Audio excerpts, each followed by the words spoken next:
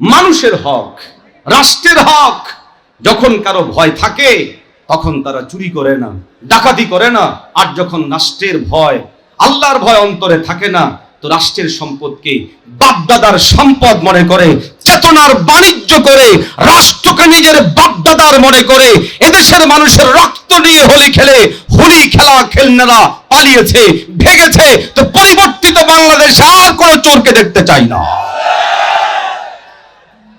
একটা ইসলামকে ধারণ করে, আদর্শ ধারণ করে এমন মানুষজন চাই। চাঁদাবাজ, দাগাবাজ, ধোঁকাবাজ, প্রতারক, চোর, খুনি, সন্ত্রাসী, লালনকারী কেন? কারণ আমরা যদি আবার সেই জায়গায় পা দেই তাহলে আবার চুরির শিকার হব, আবার রাষ্ট্র দুর্নীতিতে ফার্স্ট হয়ে যাবে। আওয়াজ দিয়ে বলে ঠিক না ভাই? ঠিক। অতএব রাষ্ট্রের উদ্ভূত সমস্যার সমাধানে ইসলাম ছাড়া কোনো বিকল্প সমাধান। লালন বুঝে, মুহাম্মদুর রাসূলুল্লাহ বুঝে না, এটার চেয়ে পাগল দুনিয়ার মধ্যে আর হতে পারে না। আরো আসতে বলেন, জোরে বলেন না। লালনের নাম আপনারা আগে শুনছিলেন? যারা মাঝে মধ্যে গান শোনেন হেরা হয়তো কিছুটা বলতে পারবেন। হ্যাঁ, টুংটুঙ্গা টুং যারা শুনে ওই এই টাইপের কিছু হয়তো নাম বলতে পারবে। অথচ আমাদের নবী আদর্শ মহামানব, গোটা মানব সভ্যতার জন্য আল্লাহ যাকে প্রেরণ করেছেন, এমন এক সভ্যতাকে যিনি মানুষে পরিণত করেছেন যাদেরকে মানুষ বলার মতো কোনো ওয়ে ছিল না, এমন একটা সভ্যতাকে যিনি প্রকৃত মানুষে রূপান্তরিত করেছেন। আরব্য সমাজকে আপনি আমি চিনি, জাহিলি সমাজ, জাহিলি যুগ, মদখোর, গাঁজা তো ছিল কিনা জানি না, মদ ছিল। সেই সময়ে মানুষদের মধ্যে জেনা ব্যভিচার ছিল। এক একজন শত শত বিয়ে করে ফেলতো। আজকে বিয়ে করেছে, সকালে বিকালবেলা তালাক দিয়ে দিয়েছে। একসাথে অনেকগুলো নারীকে চালায়, নিজের মেয়েকে বিয়ে দিয়ে দেয়, আবার সেই মেয়ের সাথে জেনা করে। এমন বহু ব্যাপকতর ঘটনা প্রবাহ যেই সমাজের মধ্যে ছিল। নারীকে হত্যা করা, মেয়েকে হত্যা করা, ভাইকে হত্যা করা, একের পর এক খুনাখুনি লেগেই থাকা, জবরদখলের জন্য, নিজেদের মধ্যে সাম্রাজ্য তৈরি করার জন্য খুনাখুনি লেগে থাকতো, নিপীড়ন লেগে থাকতো। ওই সমাজের মানুষগুলোকে যিনি সোনার মানুষে পরিণত করেছেন, ওই মানুষ ছাড়া এই সমাজকে আর পরিবর্তন করা সম্ভব নয়। আরো আসতে বলেন, জোরে বলেন না। মুমিন মুসলমান ভাইরা আমার, আমি সংকটের কথা বলেছি। বর্তমান সময় আমাদের সামনে সবচেয়ে বড় সংকট হলো রাষ্ট্রীয় সংকট। 1947 সালে এই রাষ্ট্রীয় সংকট মোকাবেলায় ভুল করার কারণে আপনি আমি 71 পর্যন্ত ভুগতে হয়েছে, মাজলুম হতে হয়েছে। 71 সালে রাষ্ট্রীয় সংকট আপনি আমি বুঝতে না পারার কারণে সেকুলারিজম লাগায় দিয়া বিগত ফেসিস্ট এবং তাদের রিজনের যে লোকেরা আছে দীর্ঘ সময় পর্যন্ত আমাদের উপরে নিপীড়ন চালিয়েছে, অত্যাচার চালিয়েছে। ধর্ম, ধর্মীয় ব্যক্তিত্ব, ধর্মীয় প্রতিষ্ঠান, ধর্মীয় ব্যক্তি, ধর্মীয় নেতা, এদের শুনলেই জনে জনে শাস্তি দেওয়ার মতো রেকর্ডগুলো আমাদের সামনে আছে। 47-এর ভুল 71 পর্যন্ত কাঁদিয়েছে, 71-এর ভুল 2024 পর্যন্ত কাঁদিয়েছে। এদেশে টুপি মানি জঙ্গি, পাঞ্জাবি মানে জঙ্গি, মাদ্রাসা মসজিদের সাথে সম্পৃক্ত মানে হলো জঙ্গি, অপরাধী, সন্ত্রাসী। এমন একটা স্লোগান ছড়িয়ে দেওয়া হয়েছিল। নিজেদের সাম্রাজ্য, নিজেদের নেতৃত্ব, নিজেদের চুরিকে প্রতিষ্ঠিত করার জন্য কতিপয় দুর্নীতিবাজেরা দিনের পর দিন চেতনা বাণিজ্য করেছিল। ও মুসলমান, আমরা পরিষ্কার ভাষায় বলি, 2024-এর স্বাধীনতার পর এই ভুল করা যাবে না। সিদ্ধান্ত নিতে হবে, আদর্শ হবে মুহাম্মদের, তন্ত্র মন্ত্র যাই হবে এটা হবে ইসলামের। আওয়াজ দেন ঠিক নেই? আল্লাহ পাক রব্বুল আলামিন নবীজি মুহাম্মদুর রাসূলুল্লাহ সাল্লাল্লাহু আলাইহি ওয়াসাল্লামকে প্রেরণ পরবর্তী থিওরিক্যালি প্র্যাকটিক্যালি দুভাবেই যাবতীয় সমস্যাগুলির সমাধান দান করেছেন। আল্লাহ পাক রব্বুল আলামিন পয়গম্বর আলাইহিস সালাতু ওয়াস সালামের মাধ্যমে লোক সমাজের মধ্যে প্র্যাকটিক্যালি বিভিন্ন সমস্যার সমাধানগুলো বলেছেন। আল্লাহ পাক থিওরি বলেছেন। আল্লাহ পাক থিওরি বলেছেন। থিওরি কি? থিওরি হলো তা'মুরুনা বিল মা'রুফ ওয়া তানহাউনা আনিল মুনকার। ব্যক্তি, পরিবার, সমাজ কিংবা রাষ্ট্রে যদি শান্তি প্রতিষ্ঠা করতে চাও, আমর বিল মা'রুফ করো, নাহি আনিল মুনকার করো। আমর বিল মা'রুফ যদি করো, নাহি আনিল মুনকার যদি করো, তাহলে তোমরা বাঁচতে পারবে। তোমাদের ব্যক্তি, পরিবার, সমাজ এবং রাষ্ট্র সুন্দর হবে, ভালো হবে, কল্যাণকর হবে। ও মুসলমান, আল্লাহ পাক রব্বুল আলামিন পয়গম্বর আলাইহিস সালাতু ওয়াস সালামের মাধ্যমে এই জিনিসগুলোকে ধারাবাহিক ধীরে ধীরে ধীরে ধীরে প্রতিষ্ঠিত করেছেন, ইমপ্রুভ করেছেন। আল্লাহর হাবিব সাল্লাল্লাহু আলাইহি ওয়াসাল্লাম সর্বপ্রথম আল্লাহর পক্ষ থেকে আদিষ্ট হওয়ার পর মানব সভ্যতার যাবতীয় সমাধানের জন্য, যেই সমস্যার সমাধানের জন্য যে ওয়েগুলো তৈরি করলেন, এর মধ্যে একটা ছিল আল্লাহর কাছে দোয়া। ওই সময়ের মানব সভ্যতার সমস্যার মধ্যে অনেক বড় সমস্যা, এবং এটা এখনো বড় সমস্যা, সেটা হলো ঈমান হারা হওয়া, বেঈমান হওয়া। নবীজি মুহাম্মদুর রাসূলুল্লাহ সাল্লাল্লাহু আলাইহি ওয়াসাল্লাম এই সমস্যা সমাধানে আল্লাহ পাকের কাছে দোয়া করলেন। দোয়া, দুই হাত তুলে পয়গম্বর দোয়া করলেন। দ্বিতীয় কর্মসূচি আল্লাহ পাক রব্বুল আলামিনের থেকে নবীজি সাল্লাল্লাহু আলাইহি ওয়াসাল্লাম দাওয়া দিতে আরম্ভ করলেন। এক নাম্বার কাজ দোয়া, দ্বিতীয় নাম্বার হলো দাওয়া। পয়গম্বর আলাইহিস সালাতু ওয়াস সালাম তদানীন্তন যারা বিভিন্ন কুফরিতে নিমজ্জিত ছিলেন, তদানীন্তন যেই মানুষগুলো বিভিন্ন ধরনের ঝামেলার মধ্যে ছিলেন, আগুনের পূজা করতেন, মূর্তির পূজা করতেন, সূর্যের পূজা করতেন, এইভাবে যারা বিভিন্ন পূজা করত, ওই মানুষগুলোর জন্য পয়গম্বর আলাইহিস সালাতু ওয়াস সালাম রাতের গভীরে দুই চোখ দিয়ে অঝোর ধারায় পানি ছাড়তেন, আর আল্লাহ পাকের কাছে বলতেন, আয় আল্লাহ, আমার কওমের অমুক ভাইটাকে তুমি হেদায়েত দিয়ে দাও, আমার গোত্রের অমুক গোত্রটাকে তুমি হেদায়েত দিয়ে দাও, অমুক মানুষটাকে তুমি হেদায়েত দিয়ে দাও। পয়গম্বর আলাইহিস সালাতু ওয়াস সালামের কাজের মধ্যে প্রথম কর্মসূচি দোয়া ইনদাল্লাহ। নবীর ভাষ্য ছিল এমন, আল্লাহুম্মা হদি কওমি, আয় আল্লাহ, আপনি আমার কওমের লোকগুলোরে হেদায়েত দিয়ে দেন। মুমিন নবী কার জন্য দোয়া করছেন? ওই মানুষগুলোর জন্য যারা সূর্য পূজারী, যারা মূর্তি পূজারী, যারা কবর পূজারী, যারা লোক পূজারী, যারা বিভিন্ন ধরনের পূজার মধ্যে নিমজ্জিত ছিল। পয়গম্বর আলাইহিস সালাতু ওয়াস সালাম ধীরে ধীরে সমাধানের দিকে অগ্রসর হয়েছেন। ব্যক্তিগত কাজ নবী আমার দোয়া করলেন, ব্যক্তিগত কাজ নবী আমার দাওয়াতি কাজ করতে আরম্ভ করলেন। মুসলমান ভাইয়ারা আমার, খারাপ ভাবে নেবেন না, বুঝার জন্য বলি। আজকে আমাদের এলাকায়, আমাদের সমাজে বহু মানুষ এমন আছে যাদের ঈমান নাই। এদের মধ্যে হিন্দু আছে, বৌদ্ধ আছে, খ্রিস্টান আছে। আপনি আমি পয়গম্বর আলাইহিস সালাতু ওয়াস সালামের আদর্শবাহী হিসাবে হিন্দু পাড়ার মধ্যে কোন দিন কতটুকু দাওয়াত নিয়ে গেলাম। দাওয়াত দুই ভাবে হয়, একটা হলো মৌখিক দাওয়াত, আরেকটা হলো আমালান দাওয়াত, ফিআলান দাওয়াত, কাজের মাধ্যমে দাওয়াত। দাওয়াত হিকমতের মাধ্যমে হয়।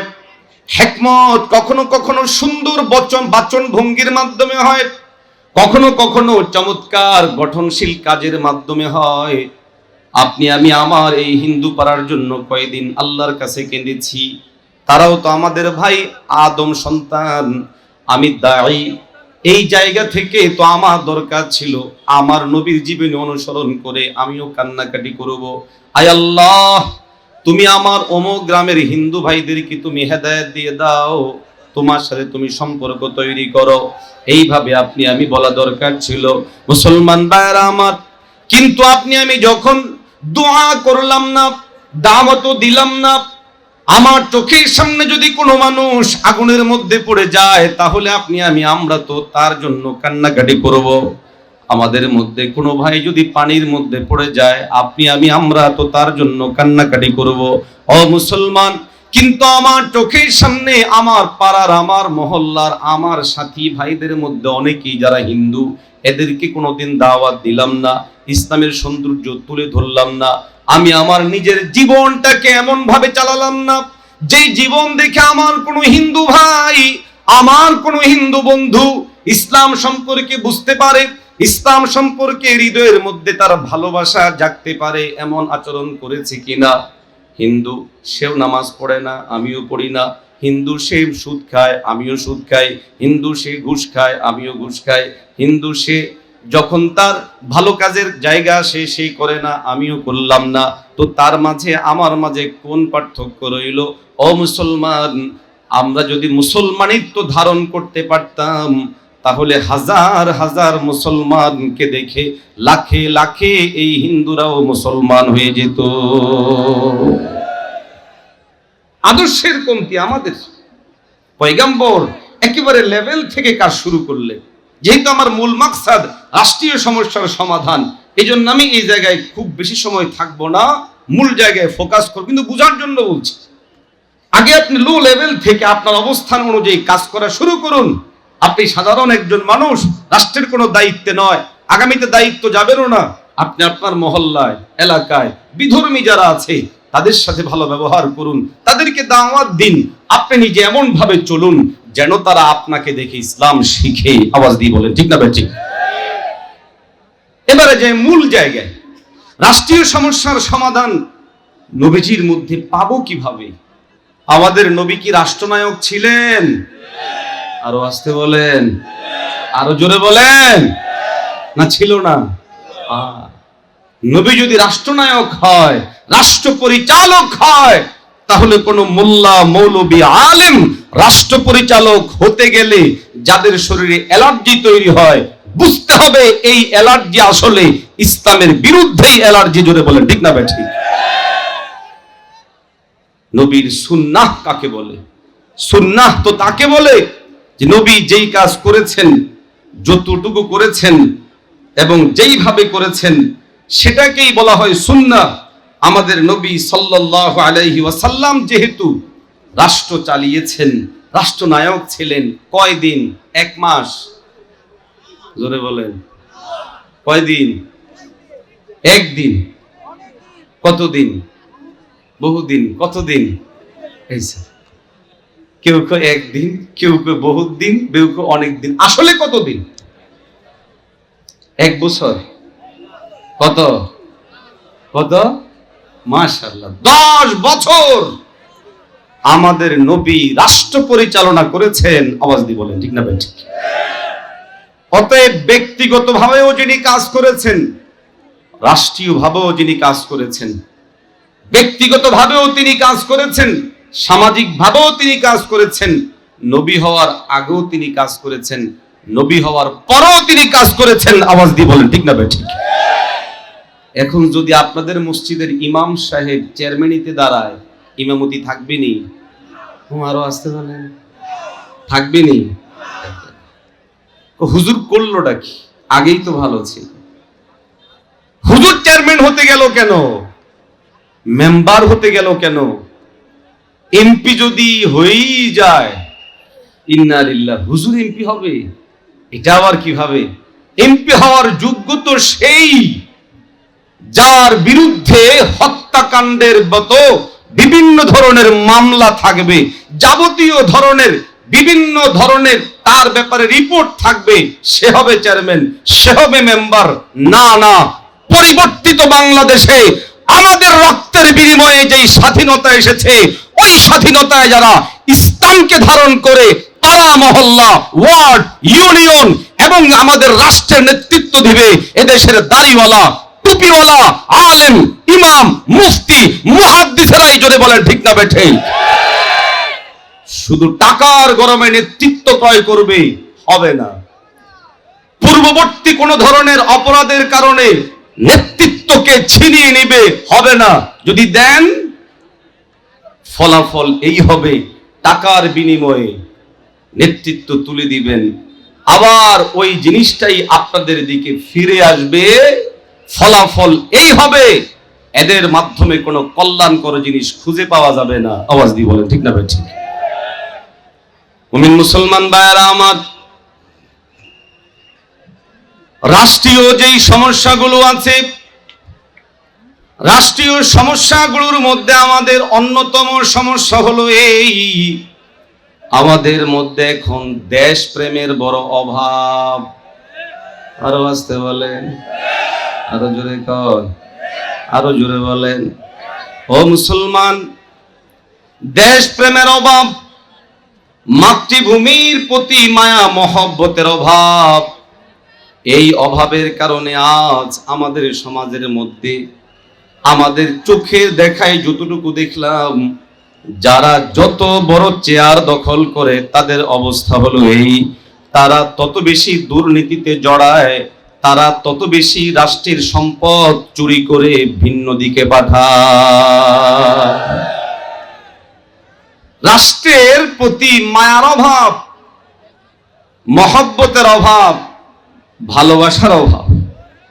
রাষ্ট্রের প্রতি যদি ভালোবাসা থাকে, স্বদেশ প্রেম যদি থাকে, এই বারবার এভাবে আওয়াজ করলে তো বিপদ। বসেন না, বসেন বসেন বসেন। কি হলো, কি হলো, মানে অসুবিধা কি, কি সমস্যা কি বলেন? আওয়াজ শোনা যাচ্ছে না? আরে কথা বলেন, আওয়াজ শোনা যায় না? দেশপ্রেমের অভাব, নিজের মাতৃভূমিকে ভালোবাসা, নিজের অবস্থান স্থলকে ভালোবাসা, মায়া করা, এটা আমার নবীর জীবনের মধ্যে আছে না নাই? আরো আসতে বলে, আমার দিকে তাকান, আছে না নাই? মুমিন মুসলমান ভাইয়েরা আমার, নবীজি সাল্লাল্লাহু আলাইহি ওয়াসাল্লাম জন্মগ্রহণ করেছেন মক্কায়। মক্কা পয়গম্বর আলাইহিস সালাতু ওয়াস সালামের জন্মভূমি। জন্মভূমিকে আমরা আরেকটা শব্দ বলি মাতৃভূমি। ও মুসলমান, মক্কা নবীজি সাল্লাল্লাহু আলাইহি ওয়াসাল্লামের জন্মভূমি হওয়ার কারণে পয়গম্বর আলাইহিস সালাতু ওয়াস সালাম এই ভূমিতে, মক্কা শরীফ থেকে যখন আমাদের কলিজার টুকরা নবীকে এমন পরিবেশ তৈরি করা হলো, নবীজি সাল্লাল্লাহু আলাইহি ওয়াসাল্লাম যখন মক্কা শরীফ থেকে বের হয়ে যেতে বাধ্য হওয়ার পরিবেশ তৈরি হলো, পয়গম্বর আলাইহিস সালাতু ওয়াস সালাম মক্কা শরীফ থেকে বের হয়ে যাচ্ছেন, আর বারবার মক্কা শরীফের দিকে তাকায়া বলতেছিলেন, ও মক্কা, আমাকে যদি তোমার এখানে থাকা লোকগুলো বের না করতো, আমি বের হতাম না। আর এই কথাগুলো যখন কলিজার টুকরা নবী বলতেছিলেন, পয়গম্বর আলাইহিস সালামের দুই চোখ দিয়ে পানি পড়তেছিল। বুঝে থাকলে বলেন, নবীজির চোখ দিয়ে পানি মক্কা শরীফের জন্য, জন্মভূমির জন্য, মাতৃভূমির জন্য। ওলামায়ে কেরামগণ বলেন, পয়গম্বর আলাইহিস সালামের এই আচরণ থেকে বোঝা যায় নিজের জন্মভূমি ও ভূখণ্ডকে, মাতৃভূমিকে পছন্দ করা, মহব্বত করা, এর জন্য অন্তর কাঁদা, এটা আমাদের নবীর সুন্নাহ দ্বারা প্রমাণিত। আওয়াজ দেন ঠিক নেই? পয়গম্বর আলাইহিস সালাতু ওয়াস সালাম পরবর্তীতে চলে যান মদিনা মুনাওয়ারায়।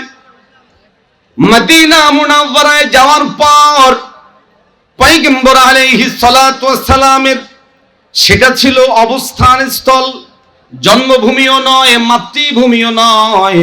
পরবর্তীতে তিনি সেখানে অবস্থান করেন।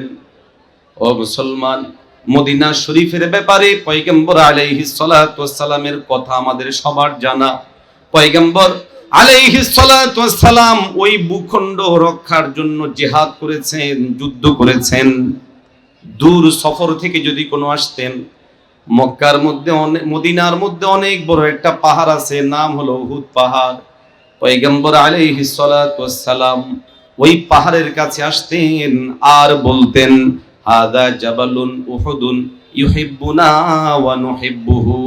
এটা হলো উহুদ পাহাড়, এই উহুদ পাহাড় আমাদেরকে মহব্বত করে, আমরা উহুদ পাহাড়কে মহব্বত করি, উহুদ পাহাড় আমাদেরকে ভালোবাসি, আমরা উহুদ পাহাড়কে ভালোবাসি। ও মুমিন, উহুদ পাহাড়কে ভালোবাসি মানে উহুদ পাহাড়কে কেমনে ভালোবাসবে? ওলামারা বলেন, এখানে উহুদ পাহাড় থেকে উদ্দেশ্য হলো গোটা মদিনাকে আমি ভালোবাসি, আমরা ভালোবাসি, তার মানে হলো জন্মভূমিকে ভালোবাসা নবীর সুন্নাহ দ্বারা প্রমাণিত, মাতৃভূমিকে ভালোবাসা নবীর সুন্নাহ দ্বারা প্রমাণিত, মদিনাকে ভালোবাসার মাধ্যমে নিজে যদি কখন কোথাও গিয়ে বাসস্থান করি সেটাকে ভালোবাসা, এটাও আল্লাহর নবীর সুন্নাহ দ্বারা প্রমাণিত। সুতরাং বর্তমান সময়ে আমাদের রাষ্ট্রীয় সংকট, স্বদেশ প্রেমের অভাব, এই রাষ্ট্রীয় প্রেম, নিজের মাতৃভূমির প্রতি প্রেমের অভাব হওয়ার কারণে নিছক শুধুমাত্র ক্ষমতা ক্ষমতা ক্ষমতা ক্ষমতা, এটাকে দখল করার মেজাজ তৈরি হওয়ার কারণে 53 বছর ধরে আমরা দেখেছি অনেক মানুষজন শুধুমাত্র বিভিন্ন ভাবেই নেতৃত্বে গিয়েছে আমার এই ভূখণ্ডকে খাবলে খাওয়ার জন্য। আরো আসতে বলেন ঠিক কিনা? 53 বছরের পরিবর্তিত বাংলাদেশ বারবার বারবার দুর্নীতিতে চ্যাম্পিয়ন হয়েছে। এক একটা আঙ্গুল ফুলে কলা গাছ হয়েছে। নিছক মূর্খ, অশিক্ষিত, নিম্ন শিক্ষিতরাও এদেশে নেতৃত্বের চেয়ারে বসে বিশাল বড় কলা গাছে রূপান্তরিত হয়েছে। আর আমরা বেচারা শ্রেণী, আলেম শ্রেণী, মোল্লা শ্রেণী, হুজুর শ্রেণী, আলেমদেরকে ইনসাল্ট করা হয়।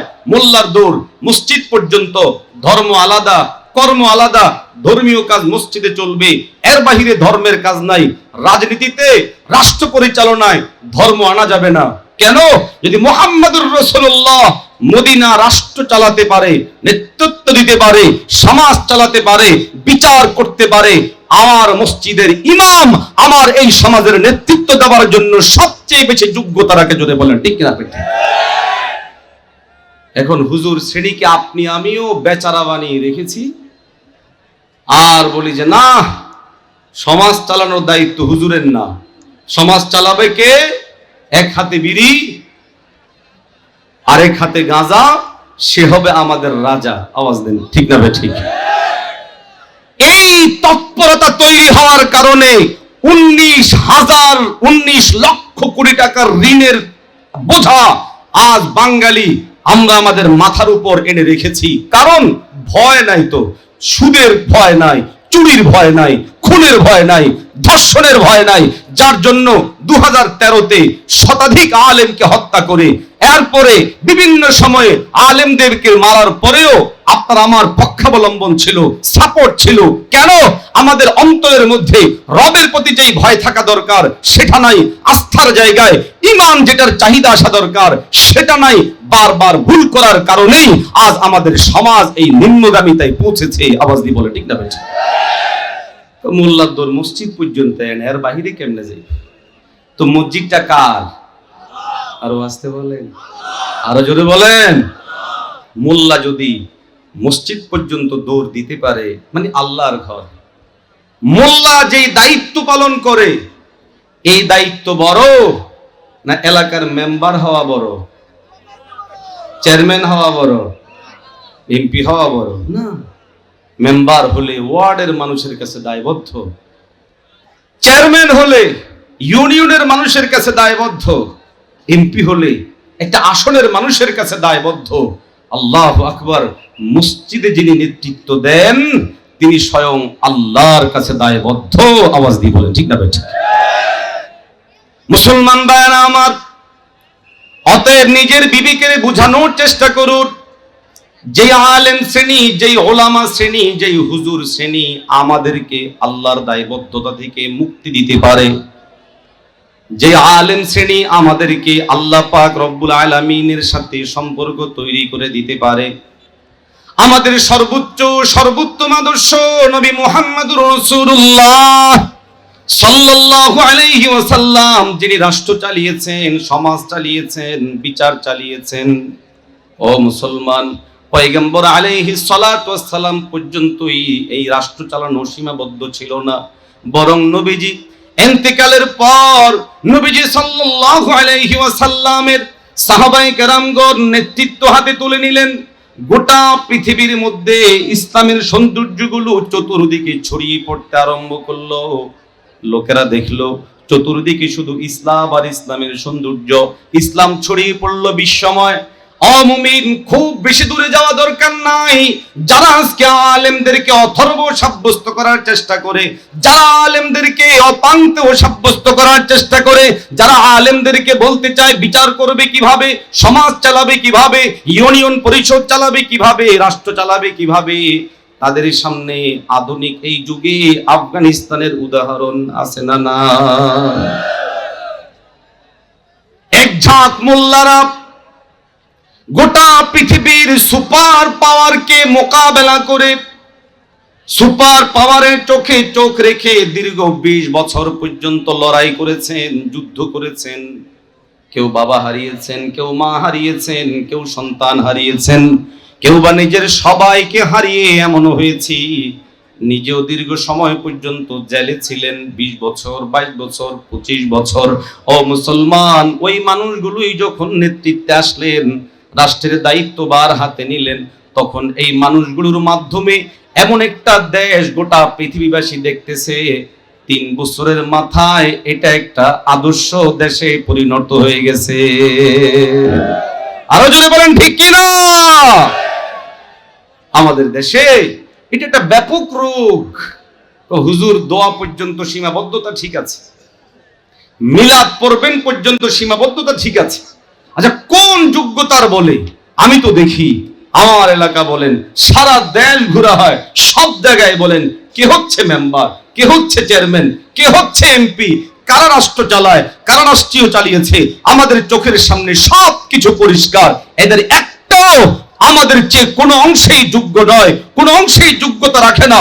যে সমস্ত জিনিসকে কেন্দ্র করে যোগ্যতা প্রমাণ করা হয়, টাকাকে, ক্ষমতাকে, সন্ত্রাসীকে, খুনিদেরকে, তাহলে আমরা বলি পরিবর্তিত বাংলাদেশের প্রয়োজন ছিল না। আগে যারাই ছিল তারাও তো একই ধরনের ক্ষমতার অধিকারী ছিল, একই ধরনের কোয়ালিটি মেনটেন করত। আগামীতে আমরা চাই আদর্শবাদী কিছু মানুষ, যদি তারা আলেম হয় তো ভালো, আলেমও যদি না হয়, কিন্তু আমার নবীর আদর্শবাদী হওয়া লাগবে। জোরে বলেন ঠিক না বেঠিক?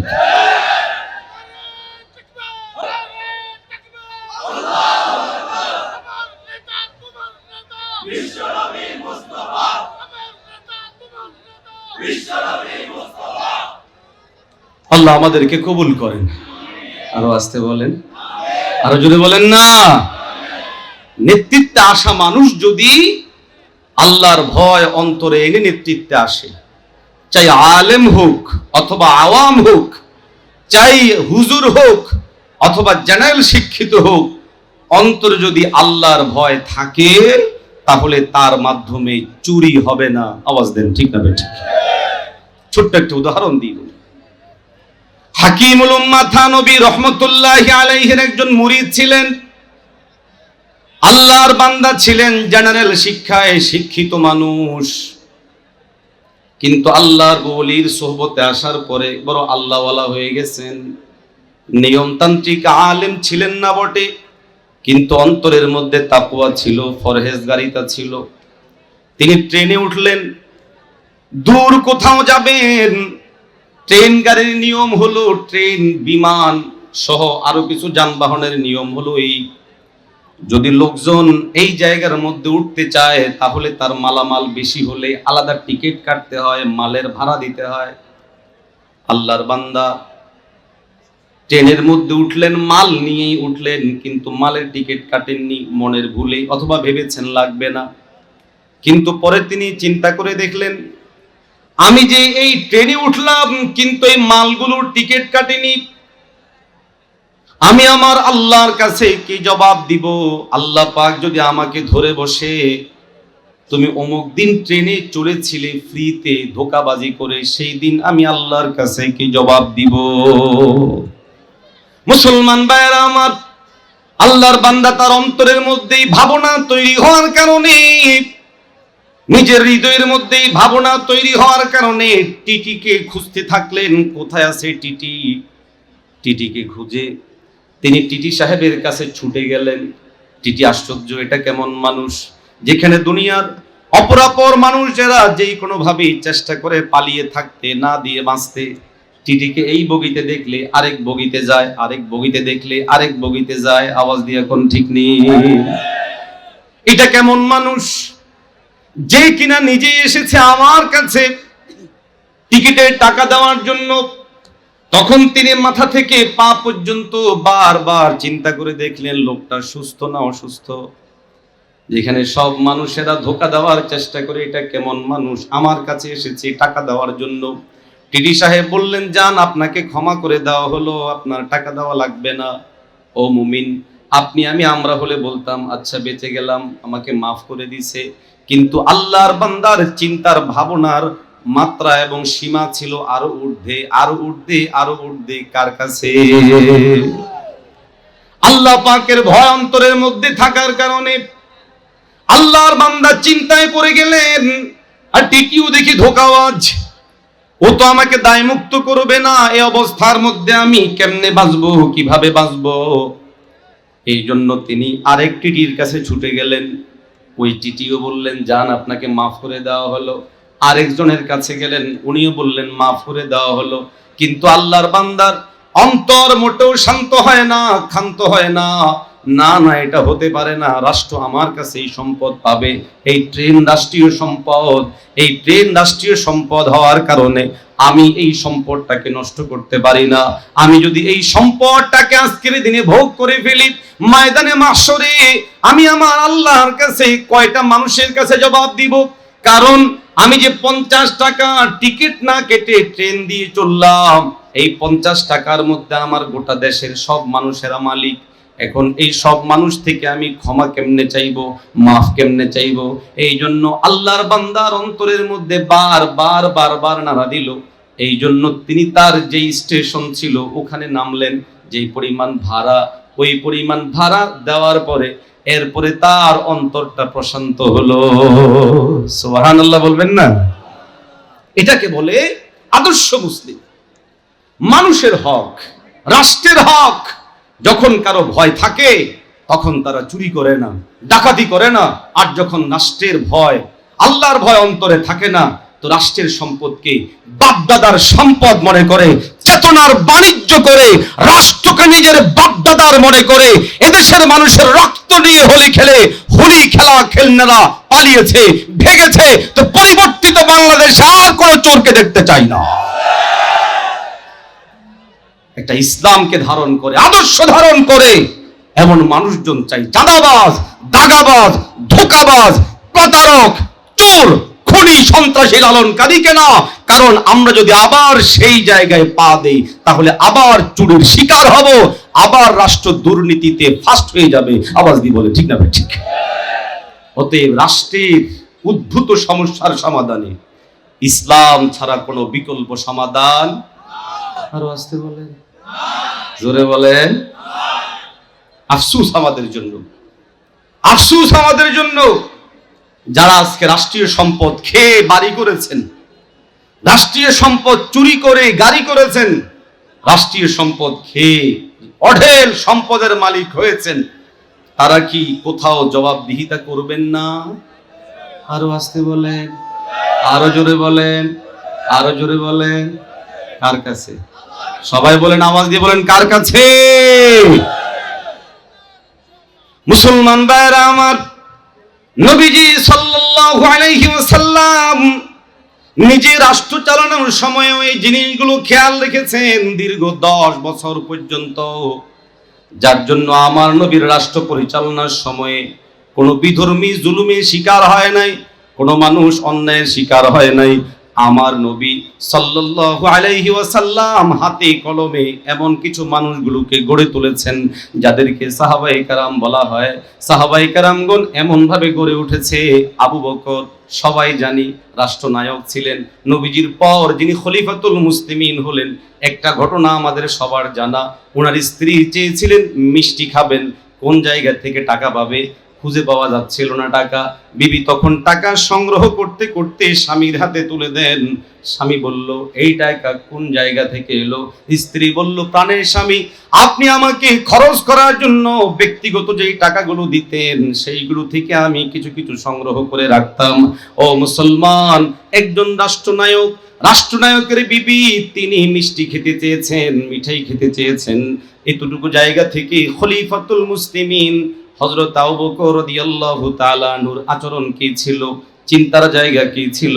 তিনি চিন্তা করেছেন এই আমি আমার জায়গা থেকে এই চিন্তা করছি। আবু বকর বলেন, নিশ্চয়ই আমার বেতন বেশি নেওয়া হচ্ছে, এই জন্য আমার বিবি মিষ্টি খাওয়ার জন্য টাকা জমাইতে পারছে। নবীর হাতে গড়া রাষ্ট্রনায়ক হযরত আবু বকর এমন হলেন যে মিষ্টি খাচ্ছে আমার বিবি, আমার ওই অতিরিক্ত টাকা থেকে বন্ধ করে দিলেন। এটার নাম হলো ইসলাম। আওয়াজ দিয়ে বলেন ঠিক না বেঠিক? দ্বিতীয় উদাহরণ, খলিফাতুল মুসলিমিন হযরতে ওমর রাদিয়াল্লাহু তাআলা আনহু, পয়গম্বর আলাইহিস সালাতু ওয়াস সালামের দ্বিতীয় এবং অন্যতম খলিফা। আল্লাহ পাক রব্বুল আলামিন যাকে অর্ধ জাহানের বাদশা বানিয়েছেন। ও মুমিন, আমরা তো কেউ কেউ এমন আছি, মেম্বার হওয়ার পর পেটের সাইজ বড় হয়ে যায়, শরীরের মধ্যে তেলতেলে ভাব তৈরি হয়ে যায়। আওয়াজ দিয়ে বলেন ঠিক কিনা? আচার আচরণে আগের চেয়ে বড় একটা উন্নত ভাব চলে আসে। আমি এলাকার মেম্বার হওয়ার জন্য টাকা খরচ করেছি 5 লাখ, চেয়ারম্যান হওয়ার জন্য নাকি কেউ কেউ 60 লাখও খরচ করেছে। আছে না? না? আরো আসতে বলেন, আরো জোরে কর। আমার প্রশ্নের জায়গা হলো, এই মেম্বারের বেতন কত, চেয়ারম্যানের বেতন কত, 5 বছরে কেমনে উঠাবে? আচ্ছা বুঝলাম, বিভিন্ন কাজ করবে, ওখান থেকে বৈধ ওয়ে আছে, একটা পার্সেন্টেজ টাকা পাবে, এটা দিয়েও যদি কোনো উঠাইতে চায় তারপরেও তো সম্ভব না। কেমনে উঠাবে? কয় যেমনে দিছে হেমনে উঠাবে, নিজে আগে ঢালছে এরপরে নিজেরটা ভরবে। আওয়াজ দেন ঠিক নেই? আপনি কোন গরিব মানুষকে নেতৃত্বের জায়গায় বসান, পয়গম্বর আলাইহিস সালাতু ওয়াস সালাম নেতৃত্বের জন্য যোগ্যতা বর্ণনা করছেন। নেতা হবে কে? যেমন আমার নবী নেতা ছিলেন, আপনি আমি আমরা সবাই আমাদের নবীর একটা গুণের কথা জানি, আল আমিন। আল আমিন, আল আমিন, আল আমিন। কিন্তু আল আমিন মানে কি? বিশ্বস্ত। আল আমিন মানে যারকে আশ্বস্ত করা যায়। কেমনে আশ্বস্ত করেছে, কিভাবে বিশ্বস্ত হয়েছেন, পিছনের হিস্ট্রি খুলে দেখেন। আমার নবীর কাছে লোকেরা কোনো বিচার নিয়ে আসলে সমাধান পাইতো সুন্দরভাবে। আমার নবীর কাছে মানুষ টাকা রাখলে সেই টাকা সেফ থাকতো, কোনো অবস্থার মধ্যে লড়চড় হইতো না। ও মুসলমান, নেতা নির্বাচনের ক্ষেত্রে আপনি আমিও নির্ধারণ করতে হবে সে যেন আমানতদার হয়। আওয়াজ দেন ঠিক নেই? বলছিলাম, আমাদের যারা মেম্বার হন, চেয়ারম্যান হন কিংবা এমপি হন, সামান্য সময়ের জন্য হন, সামান্য এরিয়ার জন্য হন, কিন্তু তার আচার আচরণে শরীরের মাইন্ডের মধ্যে একটা ভাব চলে আসে। ওমর রাদিয়াল্লাহু তাআলা আনহু খলিফাতুল মুসলিমিন হওয়ার পরে ওমরের অবস্থা সবার জানা। আগের ওমর কেমন ছিলেন প্রসিদ্ধ কথা যার ব্যাপারে, ওমর যেই রাস্তা দিয়ে হাঁটে ওই রাস্তা দিয়ে শয়তান পর্যন্ত যায় না। যদি বলেন ঠিক কি না? প্রভাবশালী ওমর, প্রভাবশালী ওমর। চোখ রাঙানি দিলে লোকেরা থরথর করে কাঁপতে থাকতো। বাবা চোখ রাঙাইছে, বীর বিক্রমী, ক্ষুব্ধ। যে মানুষটা যদি কাউকে একবার তরবারে দিয়ে আঘাত করবে তো সে মুহূর্তের মধ্যে টিকবে না। পাওয়ারফুল ওমর, সে ওমর রাদিয়াল্লাহু তাআলা আনহু রাষ্ট্রের দায়িত্ব নেওয়ার পর অস্থির, পেরেশান, অস্থির, পেরেশান, রাত্রে ঘুম হয় না। ওমর রাদিয়াল্লাহু তাআলা আনহু রাত্র যখন গভীর হয় বের হয়ে যান। বের হয়ে গিয়ে মহল্লার মধ্যে খুঁজতে থাকেন, ঘুরতে থাকেন। আমি তো এই এলাকাবাসীর দায়িত্ব নিলাম, ধরুন আমি মেম্বার হয়েছি। ইসলামের আদর্শ বলে তুমি যখন কোন এরিয়ার দায়িত্ব নিয়েছো, এতটুকু এরিয়ার দায়িত্ব তোমার নেওয়ার পরে জবাবদিহিতা করার জন্য তুমি প্রস্তুত হয়ে যাও। ওমর রাদিয়াল্লাহু তাআলা আনহু এই জায়গার মধ্যে সে আদর্শ মডেল। ওমর রাদিয়াল্লাহু তাআলা আনহু কি করলেন? ওমর রাদিয়াল্লাহু তাআলা আনহু রাতের গভীরে আঁধারে বের হয়ে যান। ঘটনা আমাদের সবার জানা। এক বাসায় গেলেন যেখানে মা রান্না করতেছিলেন, পানি, কোন ধরনের খাবার দাবার ছিল না। ওই অবস্থার মধ্যে মা রান্না বান্না করতেছিলেন। মুসলমান ভাইরা আমার, হযরত ওমর রাদিয়াল্লাহু তাআলা আনহু সাধারণ কোন ব্যক্তি নন। হযরত ওমর রাদিয়াল্লাহু তাআলা আনহু তিনি তো তদানীন্তন রাষ্ট্রনায়ক, অর্ধজাহানের যার কথা অনুযায়ী চলে, যার অর্ডার অনুযায়ী চলে, তিনি হলেন হযরত ওমর রাদিয়াল্লাহু তাআলা আনহু।